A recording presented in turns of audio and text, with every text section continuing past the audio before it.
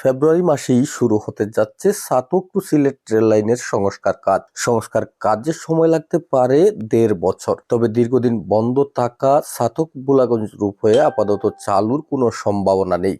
কিন্তু কোনো ব্যক্তি বা প্রতিষ্ঠান যদি পাথর পরিবহনে এটি ভাড়া নিতে চায়, দরপত্রের মাধ্যমে বিষয়টি বিবেচনা করতে পারে কর্তৃপক্ষ।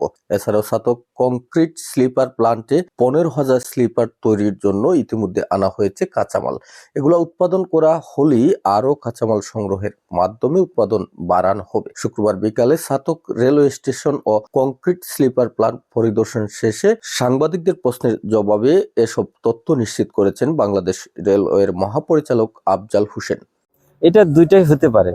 একটা হচ্ছে যে এই কেবল আমাদের যেটা লাইন ছিল এটাকে স্বল্প খরচে ঠিক এটাকে মেরামত করে কেউ যদি মালামাল পরিবহন করতে চায়, ওখান থেকে যদি আপনি বললেন যে সাদা পাথর বা বিভিন্ন পাথর এটা যদি ক্যারি করতে চায়, আমরা এইটাকে আমরা তাদেরকে একটা ভাড়ার ভিত্তিতে তারা শুধু লোকজনের জন্য এটা ছাড়া পাবে। এটা কিন্তু আমাদেরটা এই যেটা করা আছে এটা কিন্তু আমাদের শুধু মালামাল এর জন্য, এটা মানুষের সেফটির বিষয়টা আছে, রূপান্তরিত আমাদের দেখবো এটা।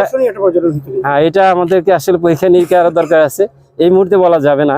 তবে কেবল কার তো আসলে আছে বিভিন্ন দেশে।